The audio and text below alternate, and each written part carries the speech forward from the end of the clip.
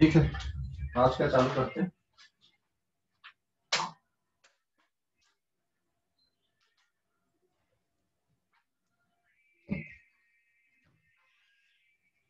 ये page number 1।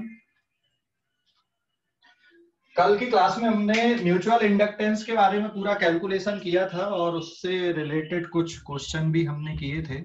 एक question और रिवाइज करते, उसके बाद magnetic energy stored in inductor coil देखेंगे।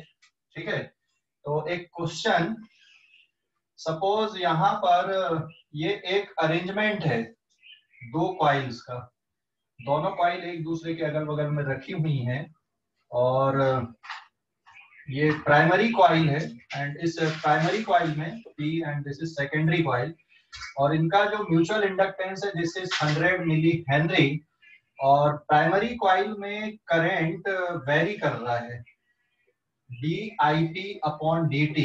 करंट किस रेट से वेरी कर रहा है यहाँ पे, दैट इज 2 एम्पियर पर सेकंड के रेट से चेंज हो रहा, म्यूचुअल इंडक्टेंस इतना है। तो सेकेंडरी कॉइल में, ठीक है, इंड्यूस ईएमएफ कितनी आएगी, what is the induce EMF on secondary coil. तो फार्मूला क्या आएगा, -m इंटू dIp/dt।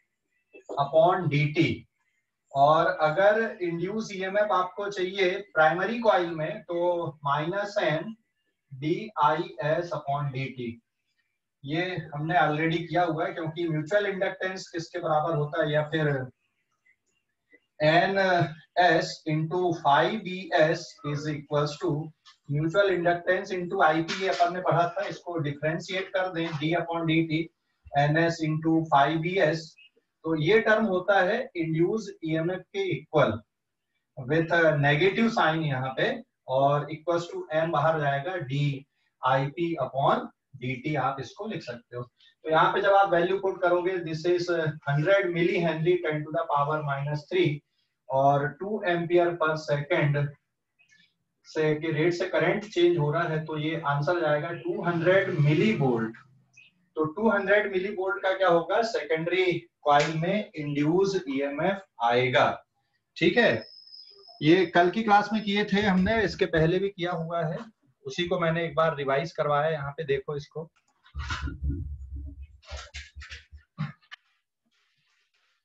क्या पढ़े थे अपन ने म्यूचुअल इंडक्टेंस में।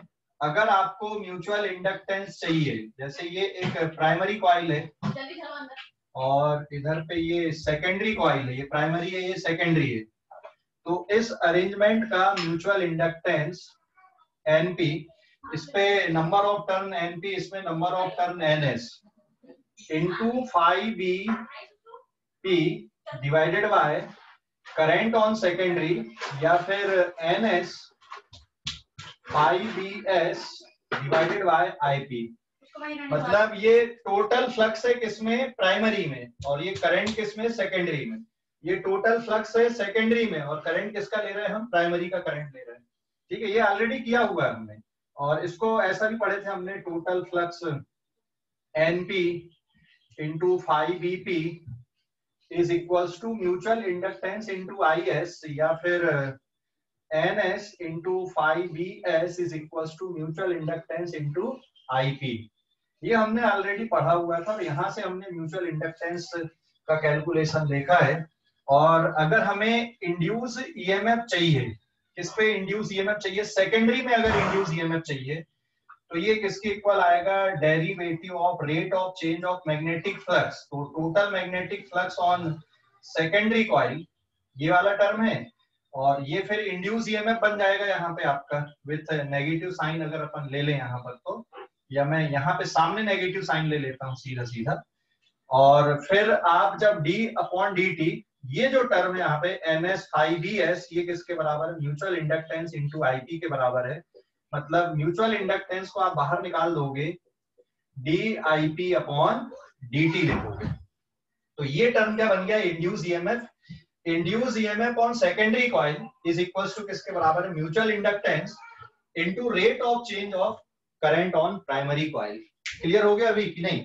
ये अपन ने पहले भी किए थे, मैंने एक बार और बताया, रिकॉल करवा दिया आप लोगों को। अब इस पेज का भी आप लोग स्क्रीनशॉट ले लो जल्दी से, इस पेज का भी स्क्रीनशॉट लो जल्दी से।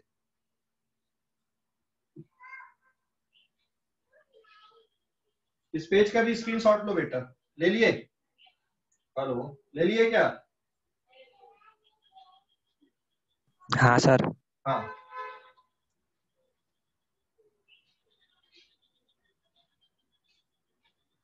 ये पहले किए हुए थे, समझ गए ये कि डाउट है कुछ इस पे? समझ गए, डाउट है? पहले किए हुए थे अपन ने।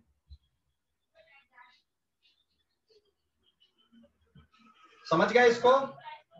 समझ गए? हेलो, अरे भाई समझ गए इसको क्या? कुछ तो बोलो, रिस्पॉन्ड ही नहीं देते यार तुम लोग। हाँ सर। हाँ,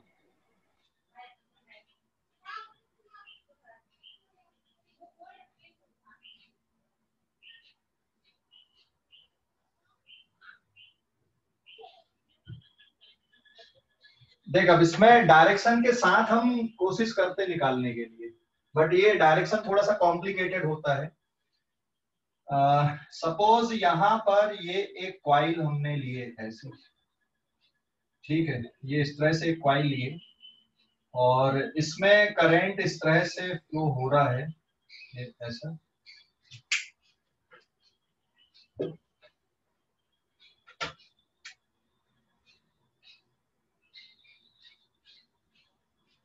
ये ऐसा लिए अपन ने, कॉइल ऐसी बना दिए और करंट यहाँ पर से इस पे दे रहे हैं और यहाँ पे रियोस्टेट लगा हुआ है। करंट अभी इस तरह से आ रहा है, तो राइट हैंड थंब रूल अगर लगाएं अपन तो मैग्नेटिक मूवमेंट का डायरेक्शन कैसा आएगा यहाँ पे? मैग्नेटिक मूवमेंट ये वाला पोर्शन अंदर, ये बाहर उठा हुआ है, करंट ये इस तरह से जा रहा है, ठीक है, मतलब करंट ऐसा गया और ये इधर से ऐसा आ रहा, मतलब जो मैग्नेटिक मूवमेंट का डायरेक्शन है, मैग्नेटिक मूवमेंट का डायरेक्शन किधर है? इस पे मैग्नेटिक मूवमेंट का डायरेक्शन लेफ्ट की तरफ है, मतलब ये मैग्नेटिक मूवमेंट का डायरेक्शन है, एम वेक्टर। हाँ, एक म्यूचुअल इंडक्टेंस होता है, वो अलग कहानी है उसकी। मतलब इधर से देखने पे आपको साउथ पोल दिखेगा और इधर से देखने पे आपको कैसे दिखेगी? ये नॉर्थ पोल के जैसा दिखेगा। समझ गए? ये इस तरह से अपन ने ले लिया, यहाँ पे पोर्शन अंदर है, तो मैग्नेटिक मूवमेंट इधर, मतलब नॉर्थ पोल इधर दिखेगा, साउथ पोल इधर दिखेगा। अब अगर हम ये रियोस्टेट को एडजस्ट करते हैं तो ये प्राइमरी कॉइल है और इसके बगल में मैं यहाँ पर सेकेंडरी कॉइल लगा देता हूँ, ये ऐसी, ये सेकेंडरी कॉइल है और सेकेंडरी कॉइल में हमने यहाँ पे क्या लगा दिया? गैल्वेनोमीटर लगा दिया। This is the secondary coil और इस पूरा अरेंजमेंट का जो म्यूचुअल इंडक्टेंस है ये सपोज 50 मिली हेनरी के बराबर है, that is mutual inductance of this arrangement. अब अगर मान लो प्राइमरी में करंट बढ़ रहा है, किस रेट से बढ़ रहा है? डीपी अपॉन डीटी, यहाँ पे करंट तो फ्लो हो रहा है लेकिन ये बढ़ भी रहा है, सपोज 2 एम्पियर पर सेकंड के रेट से बढ़ रहा है, ठीक है। तो यहाँ पर भी इंड्यूस ईएमएफ या इंड्यूस करंट का डायरेक्शन क्या होगा? पहले तो इंड्यूस ईएमएफ कितनी होगी? मान लो सेकेंडरी कॉइल में जो रेजिस्टेंस है दैट इज इक्वल्स टू 20 ओम का इसका रेजिस्टेंस है, तो इसमें कितना करंट आएगा, उसका डायरेक्शन क्या होगा, ये हमको निकालना है। तो डायरेक्शन के लिए आपको लेंज लॉ ही लगाना पड़ेगा, ठीक है, लेंज लॉ ही लगाना पड़ेगा। देखो मैग्नेटिक फील्ड की अगर अपन बात करें तो इसकी फील्ड लाइन इसके साथ भी एसोसिएट होंगी यहाँ पर,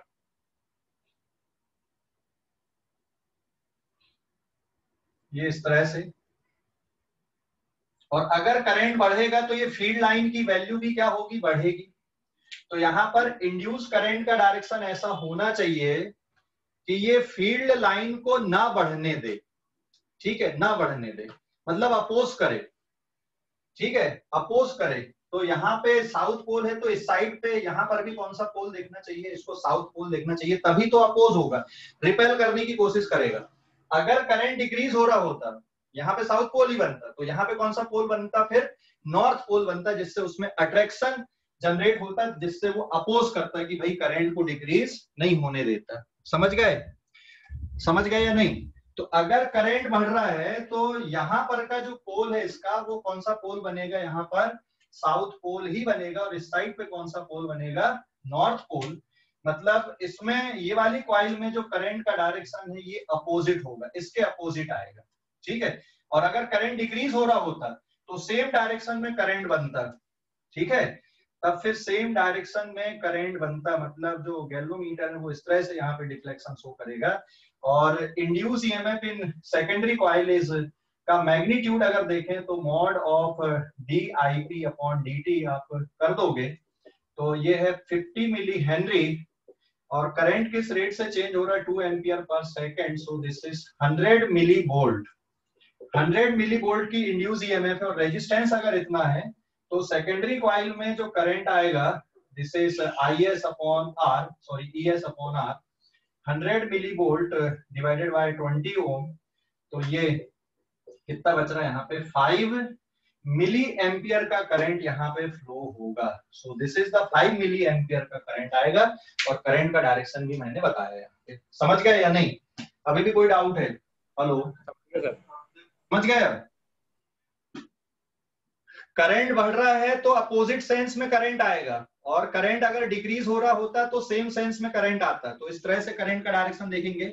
लेकिन ये सिंपल डायग्राम के लिए ठीक है, अगर डायग्राम थोड़े कॉम्प्लिकेटेड है तो डायरेक्शन बड़ा मुश्किल होता है 3D में इमेजिन करना, है ना। क्लियर हो गया अभी ये कि नहीं? हेलो, क्लियर हो गया ये? तो सर वैसे क्वेश्चन आते हैं क्या फिर आज शाम को? नहीं, देखो आप निकाल पाओ ऐसे क्वेश्चन आते, जिनको निकाल नहीं पाएंगे ऐसे क्वेश्चन थोड़ी आते। वो तो बिना हाथ पैर के तुम तो कोई भी क्वेश्चन बना सकते हो, ऐसा कोई लिमिट थोड़ी क्वेश्चन की, ठीक है। जिनको आप निकाल सको, कॉन्सेप्चुअली आप निकाल सको, कैलकुलेट कर सको, वैसे क्वेश्चन आते, ठीक है। समझ गया? हाँ सर। हाँ ठीक है। देख इसको तुम मेरे पास एक और है अरेंजमेंट।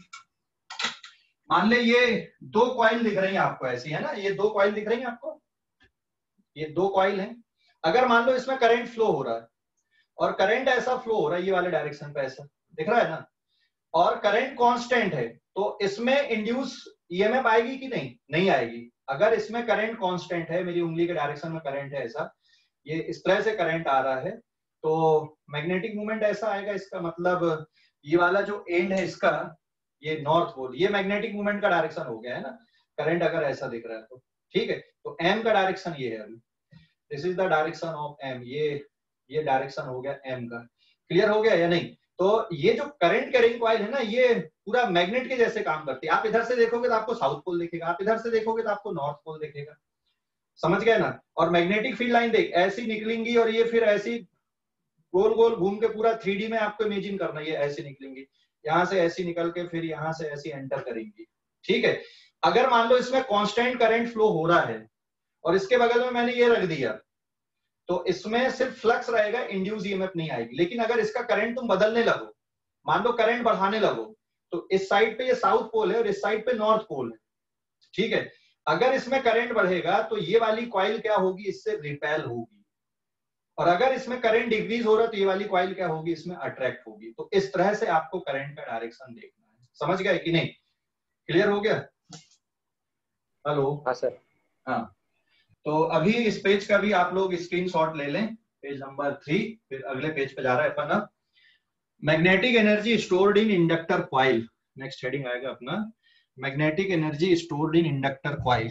इस पेज का स्क्रीनशॉट लो, पेज नंबर 3 अब पेज नंबर 4 पे जा रहा है। ले लिया? हाँ सर, आपकी आवाज अटक रही है मेरे लिए, तो मैं लीव करके एंटर करता हूँ फिर से। ठीक है, ले लेना। हाँ ठीक है, ठीक, ओके। तेरी आवाज तो अटक नहीं रही वैसे मुझे।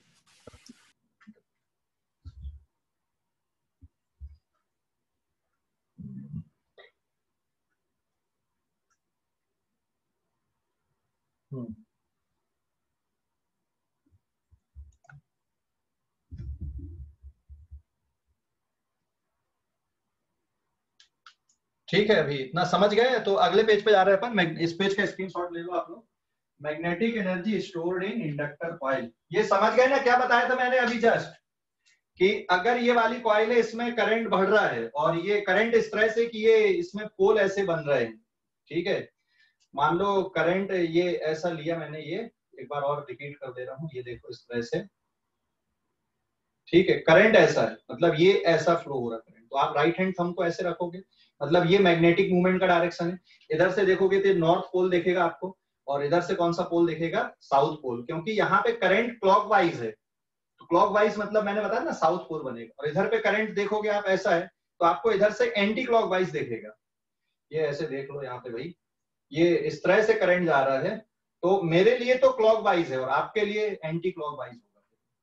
मेरे लिए मैं इधर से हाँ बोलो सर। आपने वो क्वेश्चन में एक बार वापस से बताओ ना, जो नॉर्थ पोल और साउथ पोल मार्क कैसे किया सेकंड वाली कॉइल में? सेकंड वाली कॉइल में देख, ये नॉर्थ पोल साउथ पोल की मार्किंग इसके अकॉर्डिंग नहीं है। देख करंट का जो डायरेक्शन है ना, ये अगर करंट क्लॉकवाइज दिख रहा आपको, ये करंट है, तो उसमें आपको उधर से साउथ पोल का फेस दिखेगा, और करंट अगर एंटी क्लॉकवाइज दिख रहा है तो आपको कौन सी फेस दिखेगी? नॉर्थ पोल वाली फेस दिखेगी। मतलब एक ही कॉइल में ना दोनों पोल होते हैं। ये जैसे एक ही कॉइल है, करंट ऐसा है, तो इसमें ही दोनों पोल आपको दिखेंगे। एक तरफ साउथ पोल दिखेगा और एक तरफ से कौन सा पोल दिखेगा आपको? हाँ। तो वो वाली कॉइल में खुद की मैग्नेटिक फील्ड नहीं होगी? किसकी मैग्नेटिक फील्ड बेटा? सेकेंडरी की, एस की?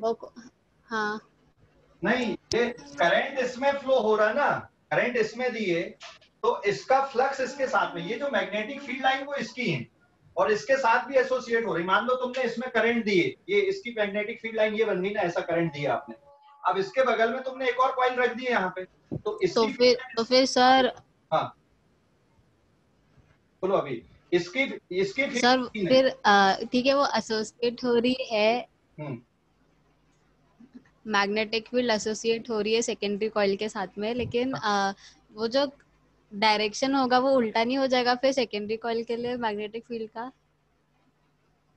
उसके लिए होने देना, यहाँ पे हम सिर्फ इंड्यूस ईएमएफ को चेक करने के लिए कर रहे हैं कि इंड्यूस ईएमएफ का डायरेक्शन क्या होता है। तो इंड्यूस ईएमएफ का डायरेक्शन हमेशा लेंज लॉ से निकाला जाता है। वो इंड्यूस करंट की मैग्नेटिक फील्ड, तो उससे कोई फर्क नहीं पड़ेगा? नहीं, हम यहाँ पे इंड्यूस करंट, ये जो मैग्नेटिक फील्ड लाइन है ये इसके करंट की है, यहाँ पे फील्ड लाइन हम इसके इंड्यूस करंट की नहीं बना रहे, इंड्यूस मैग्नेटिक फील्ड की बात नहीं कर रहे हैं, समझ गए कि नहीं? हाँ सर। हाँ, इंड्यूस मैग्नेटिक फील्ड की बात नहीं कर रहे हैं हम, यहाँ पे सिर्फ उसमें इंड्यूस करंट या इंड्यूस ईएमएफ की बात कर रहे हैं। मतलब यहाँ पे पोल मैंने ये जो बनाया ना नॉर्थ साउथ, ये करंट के लिए नहीं बनाया, फील्ड के लिए नहीं बनाया है, मैंने ये करंट को दिखाने के लिए बनाया, मैग्नेटिक फील्ड के लिए नहीं बनाया। तो ये जो नॉर्थ पोल और साउथ पोल दिखा यहाँ पे, ओनली फॉर डायरेक्शन, तो ये सिर्फ किसके लिए है? Only for direction of current, direction of induce current के डायरेक्शन के लिए, समझ गए? ओनली फॉर डायरेक्शन ऑफ, बस उसके लिए लिखे हमने। तो अगर मान लो इसमें करंट बढ़ रहा है, ये ऐसा करंट है और इसमें बढ़ रहा है, तो इसके बगल में अगर कोई कॉइल है, करंट इसमें बढ़ रहा है तो इसको पास में नहीं आने देगा, ये दूर फेंकेगा। इस तरह से इसमें करंट का डायरेक्शन बनाना आपको, जैसे यहाँ पे मैंने नॉर्थ और साउथ के लिए बनाया ना, वैसा सोच के बना लो, ठीक है? अगर इसमें करंट डिक्रीज हो रहा है तो इसमें पोल ऐसे बनेंगे कि इसको खींच ले अपनी तरफ, ठीक है? समझ गए? Yes sir. हाँ बस यही, बस इतना ही सा लॉजिक है इसमें, और कुछ नहीं। अभी भी कोई डाउट है तो पूछ लो। देख यहाँ पे करंट बढ़ रहा है, यहाँ पे साउथ पोल है, तो ये वाली फेस पे साउथ पोल बनेगा, तब तो रिपल्सन होगा। यहाँ पे अगर मान लो करंट डिक्रीज हो रहा होता और यहाँ साउथ पोल रहता, तो यहाँ कौन सा पोल बनता? नॉर्थ पोल बनता, जिससे उसमें अट्रैक्शन होता, तब तो वो अपोज करता ना। Yes sir. बस इतना ही है उसका, इतना ही लॉजिक है उसका, हाँ, लेंज लॉ का। देन पेज नंबर 4 पे अपन आते हैं, page number 4।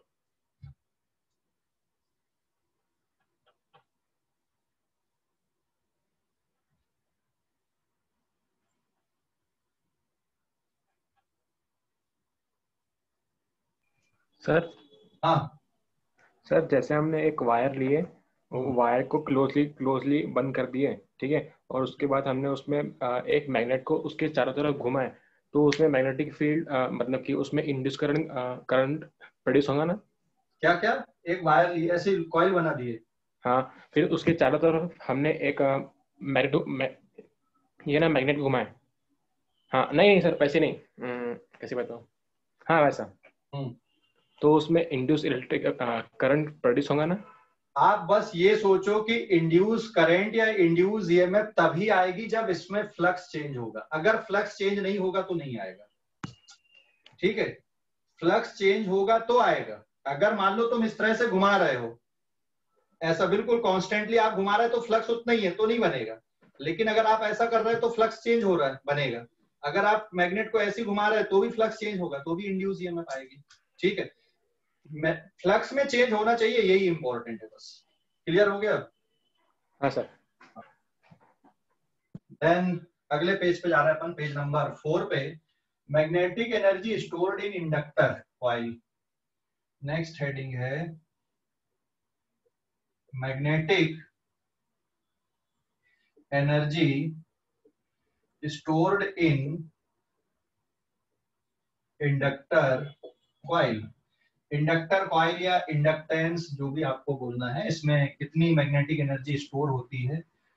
Magnetic potential energy बोलना ज्यादा सही है। ठीक है, ये हमने एक इंडक्टर कॉइल लिए। Magnetic potential energy, magnetic potential energy that is U B symbol अपन इसके लिए यूज कर रहे हैं। इसमें जब आप करंट देते हो मान लो, और यहाँ पे आपने कोई बैटरी लगा दिया और बैटरी से आप करंट दे रहे हो, तो इसमें एनर्जी स्टोर होगी। और कितनी एनर्जी स्टोर होगी इसको कैसे देखेंगे अपन। जैसे कैपेसिटर के लिए हमने डेरिवेशन किया था ना, इलेक्ट्रोस्टैटिक एनर्जी स्टोर्ड इन कैपेसिटर, इलेक्ट्रोस्टैटिक एनर्जी स्टोर्ड इन कैपेसिटर के लिए किए थे कैलकुलेशन। तो वैसा ही कैलकुलेशन यहाँ पे आएगा। जो इलेक्ट्रिकल पावर है,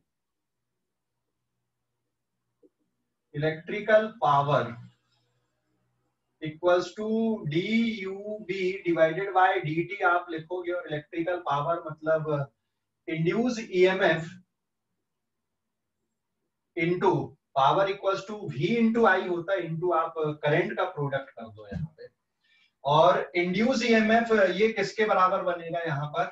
इंड्यूस ईएमएफ की अगर अपन बात करें तो इंड्यूस ईएमएफ करंट अगर यहाँ पे चेंज हो रहा है भाई, इसमें मैग्नेटिक फील्ड आएगी और करंट अगर बदल रहा है यहाँ पे, तो ये मैग्नेटिक फील्ड है यहाँ पे और ये इसका सेल्फ इंडक्टेंस एल के बराबर है। तो इंड्यूस ईएमएफ का formula L into D I upon d t आप लिखते हो, इंटू आई हो जाएगा। और इधर पे आपके पास d U B upon d t है, तो इसमें से ये डी टी और डी टी टर्म क्या कर दोगे, कैंसिल कर दोगे। So d U B equals to L I d I, और इसको इंटीग्रेट कर दो। तो इसको इंटीग्रेट करोगे तो जो मैग्नेटिक पोटेंशियल एनर्जी स्टोर है उसका फार्मूला आएगा 1/2 आई डी आई का integration L into I square. So this is the formula for magnetic potential energy stored in inductor coil. Inductor coil में जो मैग्नेटिक पोटेंशियल एनर्जी स्टोर होगी वो इस फार्मूले से दी जाएगी। और मैग्नेटिक पोटेंशियल एनर्जी अगर आपको निकालना है, magnetic potential energy density, magnetic potential energy density अगर आपको निकालना है, that is denoted by U B. मतलब magnetic potential energy per unit आपको वॉल्यूम करना पड़ेगा और इसकी unit joule per metre cube आएगी और इसकी यूनिट काय में रहेगी, आपकी जूल में रहेगी। तो छोटा सा डेरिवेशन बताया मैंने 2 लाइन का कि मैग्नेटिक पोटेंशियल एनर्जी का कैलकुलेशन कैसे करना, तो आपको ये इंटीग्रेट करके करना बस। ठीक है, समझ गए? ये समझ गए या नहीं? हेलो, समझ गया बेटा? अरे power equals to rate of change of energy होता है। और पावर को क्या लिखते हो आप, v इंटू आई लिखते हो कि नहीं इलेक्ट्रिकल पावर को, या v स्क्वायर अपॉन आर, या आई स्क्वायर इंटू आर, या v इंटू आई। तो इलेक्ट्रिकल पावर को आप लिखते हो इंड्यूस ईएमएफ इंटू आई यहाँ पे, है ना। इंडक्टर में कितनी पोटेंशियल एनर्जी स्टोर होगी, मैग्नेटिक पोटेंशियल एनर्जी, तो ये उसका फार्मूला है UV equals to half L I square के बराबर है। ठीक है, ले लो अभी इस पेज का स्क्रीनशॉट लो। सर एल सेल्फ इंडक्टेंस का कोएफिशिएंट है ना। हाँ, L is the coefficient of self inductance. यहाँ पे जैसे कैपेसिटर में जो फार्मूला आया था याद है आपको, फॉर कैपेसिटर, कैपेसिटर में इलेक्ट्रोस्टैटिक पोटेंशियल एनर्जी क्या था, हाफ ऑफ, जैसे यहाँ एल आई स्क्वायर है तो वहां पे सी भी स्क्वायर था। समझ गए कि नहीं, half of C V square, C is the capacitance, V is the potential. और यहाँ पे फार्मूला किसके फॉर्म पे आ रहा, हाफ एल आई स्क्वायर के फॉर्म पे आ रहा फार्मूला। ठीक है,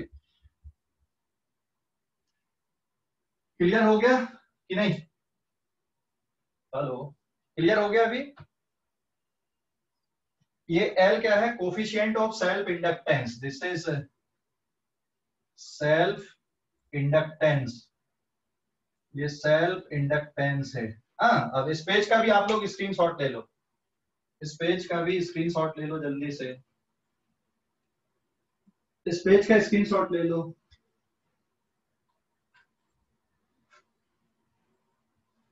ले लिए क्या? हाँ सर। समझ गए ये डेरिवेशन? अब थोड़ा सा और अपन magnetic potential energy per unit volume energy density का कैलकुलेशन देखते हैं अपन।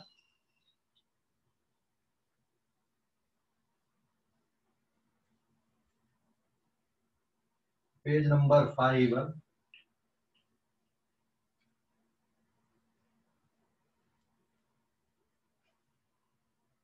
देखो अभी now page number 5, page number 5 में है, आप इसको नोट पे याद रखो। ये मान लो कोई आइडियल सॉलिनॉइड है, दिस इज आइडियल सॉलिनॉइड, और इसमें मान लो करंट कितना फ्लो हो रहा, I के बराबर। तो इसका जो सेल्फ इंडक्टेंस है, this is mu naught n square L into pi R square. ये होता है ना, ये इसकी रेडियस है यहाँ पे, और इसकी लेंथ है L के बराबर, and small n is number of turn per unit length. This is their self inductance. ये इसका बेटा सेल्फ इंडक्टेंस होता है, सेल्फ इंडक्टेंस। ये सेल्फ इंडक्टेंस है इसका आइडियल सॉलिनॉइड का। और इसमें अगर मान लो करंट फ्लो हो रहा है तो सॉलिनॉइड के अंदर मैग्नेटिक फील्ड आएगी इस तरह से, जैसे कैपेसिटर में इलेक्ट्रोस्टैटिक एनर्जी रहती है, यहाँ पे मैग्नेटिक पोटेंशियल एनर्जी होती है, यहाँ पे मैग्नेटिक फील्ड रहेगी। ठीक है, तो जो अभी हमने पढ़ा कि मैग्नेटिक पोटेंशियल एनर्जी किसके बराबर, और आप सेल्फ इंडक्टेंस को क्या लिख सकते हो, mu naught into N square, और एल इंटू पाई स्क्वायर को आप लिख सकते हो इंटू वॉल्यूम, क्योंकि लेंथ में पाई आर स्क्वायर इसका मल्टीप्लाई करोगे तो ये टर्म वॉल्यूम बन जाएगा। तो एनर्जी डेंसिटी का फार्मूला 1/2 एल आई स्क्वायर है, और एनर्जी पर यूनिट वॉल्यूम अगर आपको देखना है तो ये किसके बराबर आएगा, यहाँ पे सॉलिनॉइड के अंदर मैग्नेटिक फील्ड का फार्मूला म्यू नॉट एन आई होता है। तो करंट की वैल्यू आप लिख सकते हो B upon mu naught into N से, तो this can be written as 1/2 inductance का आप फार्मूला पुट कर दो mu naught N square into volume, और करंट की वैल्यू ये वाली पुट कर दोगे तो B divided by mu naught into N, और इसका आप स्क्वायर कर दोगे और इसको सिंप्लीफाई कर दें हम। सो दिस इज 1/2, यहाँ पे एन स्क्वायर और ये एन स्क्वायर कैंसिल हो जाएगा, और एक म्यू कैंसिल होके यहाँ पे बचेगा B square upon mu naught, और ये इंटू वॉल्यूम, और यहाँ पे लेफ्ट साइड पे है आपका मैग्नेटिक पोटेंशियल एनर्जी। तो magnetic potential energy per unit volume अगर चाहिए आपको, डिवाइडेड बाय वॉल्यूम आप कर दो, तो this is denoted by U B, तो फार्मूला बचेगा 1/2 B square upon mu naught. So this is the magnetic potential energy stored in the inductor जिसमें करंट आई फ्लो हो रहा है। तो ये मैग्नेटिक पोटेंशियल एनर्जी डेंसिटी का फार्मूला है जिसकी unit joule per metre cube आएगी। जैसे आपको कैपेसिटर पे ध्यान होगा, जैसे चार्ज कैपेसिटर था, इसमें प्लस चार्ज है और ये वाली प्लेट पे माइनस चार्ज है, और कैपेसिटी सी है, पोटेंशियल डिफरेंस भी है, तो बीच में इलेक्ट्रिक फील्ड आएगी यहाँ पे। तो यहाँ पे electrostatic potential energy half C V square था, और एनर्जी डेंसिटी का formula half epsilon naught into E square के बराबर था, जिसमें ई क्या है, यहाँ पे कैपेसिटर प्लेट के बीच में इलेक्ट्रिक फील्ड है। अगर तुम्हें ये याद होगा तो ये बराबर आप लिंक कर पाओगे। ठीक है, देख लोगे। तो कैपेसिटर के लिए ये पढ़ा था हमने, और ये इंडक्टर कॉइल के लिए देखेंगे। ठीक है, तो ये जो फार्मूला लिखा 1/2 B square upon mu naught, ये हर उस जगह के लिए वैलिड है जहां पे मैग्नेटिक फील्ड है। जहां पे मैग्नेटिक फील्ड है उस हर जगह में जो मैग्नेटिक पोटेंशियल एनर्जी डेंसिटी होती है वो इतनी होती है, इसको ध्यान रखोगे। जैसे ये जो फार्मूला भले हमने कैपेसिटर से डिराइव किया था, लेकिन कहीं पर भी जहां पर भी इलेक्ट्रिक फील्ड होती है वहां पर इलेक्ट्रोस्टैटिक पोटेंशियल एनर्जी डेंसिटी किसके बराबर होती है? 1/2 epsilon not into E square के बराबर होती है। क्लियर हो गया ये या डाउट है कुछ? हेलो, क्लियर हो गया? डाउट है बेटा? हेलो, क्लियर हो गया? डाउट है? ये डेरिवेशन बताया मैंने, यहाँ पे छोटा सा डेरिवेशन है, देख लो कहाँ से निकाले अपन ने, इंडक्टर कॉइल से निकाले। जो फार्मूला लिखा हूं मैंने ऑलरेडी डिराइव किया हुआ है, पता नहीं आप लोगों ने उसको रिवाइज किए या नहीं किए, बट रिवाइज करते रहो, अच्छी बात रहेगी, है ना। ले लो अभी इस पेज का स्क्रीनशॉट लो आप लोग।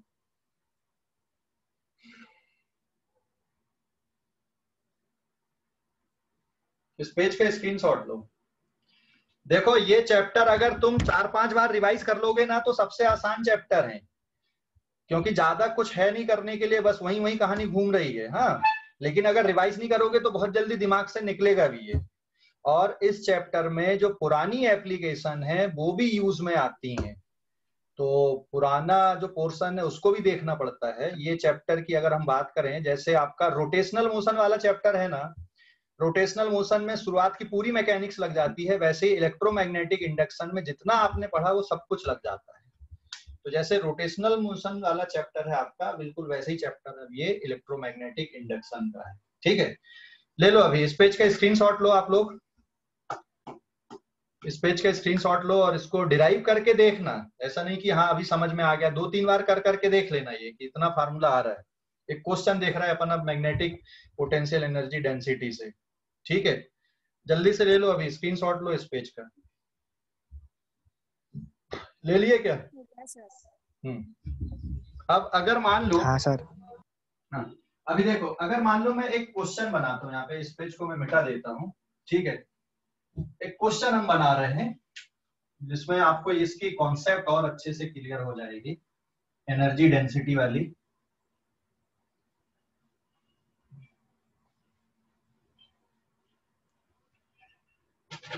देखो एक क्वेश्चन ये ले रहा है, दिस इज पेज नंबर 6 आएगा ना? 6 आएगा? हाँ सर। हाँ, देखो पहले मैं एक एग्जांपल अपन ले रहे हैं यहाँ पे कि किसी जगह पे, यहाँ पे मान लो इलेक्ट्रिक फील्ड है and there is a uniform electric field. ये इस जगह पे यूनिफॉर्म इलेक्ट्रिक फील्ड है and it is 100 newton per coulomb, जिसका डायरेक्शन भी इधर है अलोंग आई कैप। हालांकि हमको डायरेक्शन से बहुत ज्यादा मतलब नहीं रहेगा। आपको एक क्यूबॉइडल, चलो क्यूबॉइडल की जगह पे अगर मैं बोलूं, यहाँ पे एक सिलेंडर अपन ने लिए और ये सिलेंडर इस तरह से बना दिए हमने। तो इस सिलेंड्रिकल रीजन में, इस सिलेंडर का जो क्रॉस सेक्शन है वो A है और इसकी लेंथ सपोज L है।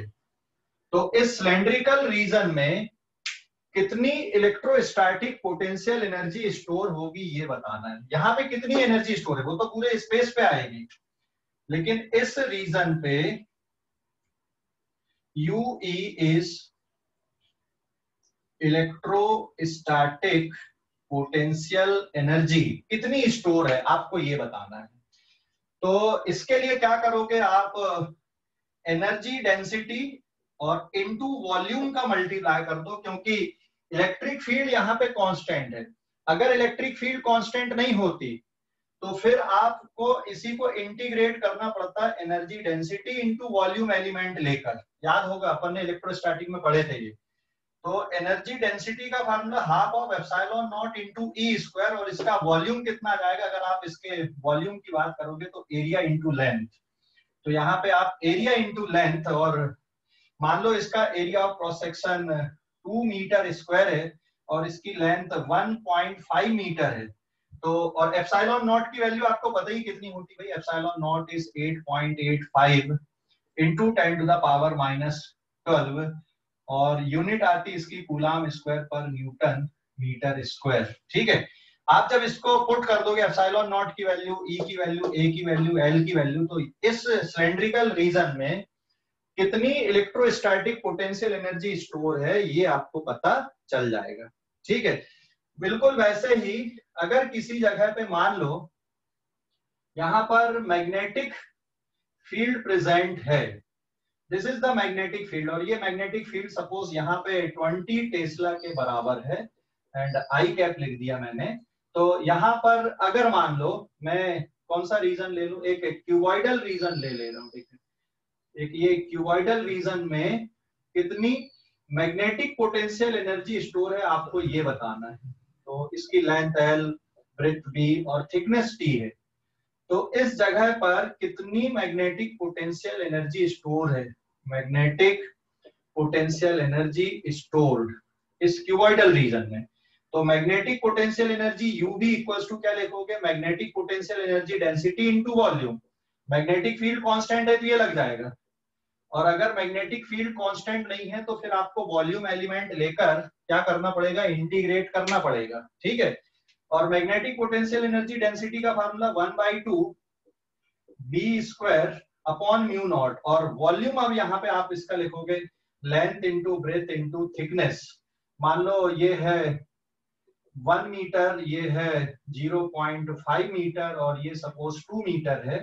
तो आप अब यहाँ पे वैल्यू पुट कर सकते हो, और म्यू नॉट की वैल्यू तो आपको याद ही, this is 4 pi into 10⁻⁷ and it's unit is in SI system डाल दे रहा हूँ मैं अभी, ज्यादा नहीं। तो आप जब वैल्यू पुट करोगे इनका तो इस क्यूबॉइडल रीजन में कितनी एनर्जी स्टोर है ये आपको पता चल जाएगा। समझ गए? अरे भाई समझ गए या नहीं? हेलो, कोई डाउट अभी इस पे? हेलो, कोई डाउट बेटा? No sir. हाँ, अभी इस पेज का स्क्रीनशॉट लो आप लोग, पेज नंबर 6 का इस पेज का स्क्रीनशॉट ले लो। तो मैग्नेटिक पोटेंशियल एनर्जी समझ गए, magnetic potential energy stored in inductor coil की कुछ डाउट है अभी? देख लो इतनी जगह पे, या फिर कोई भी रीजन जहां पे मैग्नेटिक फील्ड आगे बढ़ रहा है अपन, इस पेज का स्क्रीनशॉट ले लो बेटा। Relation between mutual inductance and self inductance, relation between mutual inductance and self inductance।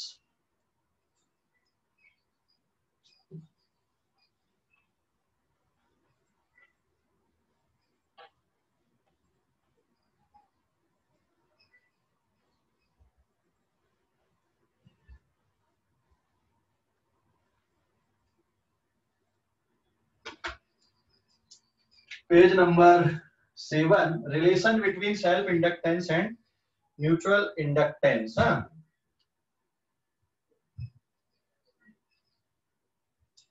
Relation between mutual inductance and self inductance M&L।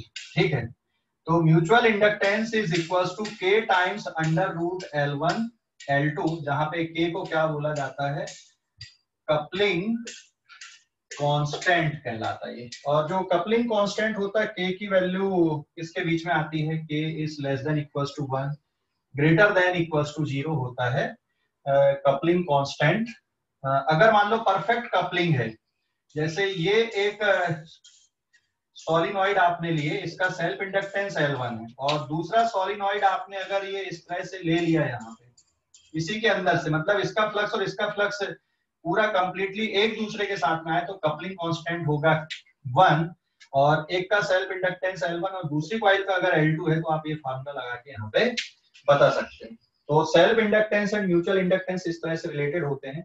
फिर combination of inductor coil, combination of inductor coil, inductor coil का जब combination की हम बात करें inductor coil के, ठीक है, इंडक्टर कॉइल का जब कॉम्बिनेशन है, तो अगर मान लो सीरीज में हमने लगाया और करंट फ्लो नहीं हो रहा है, ये L1 L2 करंट फ्लो नहीं है या फिर कांस्टेंट करंट जा रहा है, तो series combination L1 plus L2 आएगा।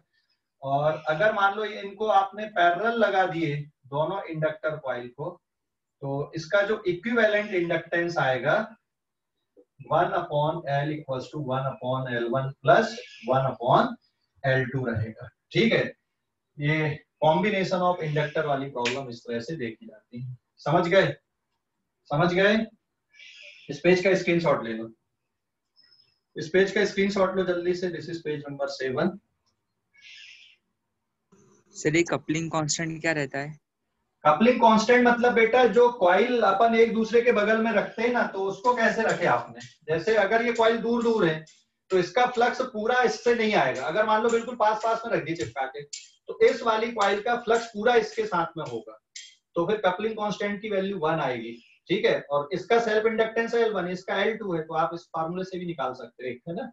बट ये कुछ एनसीईआरटी बुक वगैरह में डिस्कशन में नहीं है, ये मैंने एक्स्ट्रा नॉलेज के लिए आप लोगों को बता दिया। अब जैसे इस तरह से रख दिया आपने, तो यहाँ पे जरूरी नहीं कि फिर इसका फ्लक्स इसके साथ एसोसिएट हो, तो कपलिंग कांस्टेंट की वैल्यू 0 हो जाएगी। तो इस केस में हो सकता है म्यूचुअल इंडक्टेंस 0।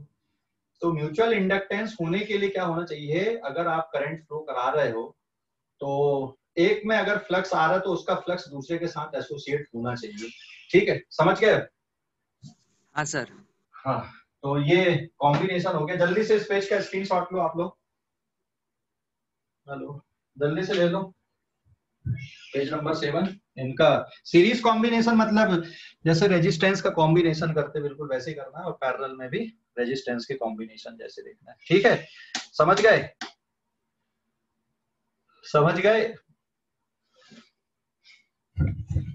तो आज के लिए इतना ही, बाकी अपन अब अगली क्लास में देखेंगे, है ना। अगली क्लास में कुछ और पढ़ेंगे अपन, current growth and current decay in inductor coil कल, ठीक है ना। तो आज के लिए इतना ही, बाकी अब कल की क्लास में। ओके, हाँ बोलो सर। मैंने आपको एक फ्लूइड मैकेनिक्स का एक क्वेश्चन सेंड किया है। हाँ, उसमें मेरे को कुछ डेटा कुछ कमी लग रही बेटा, मैं देखता हूँ अभी क्वेश्चन को। हाँ ठीक है सर। ओके।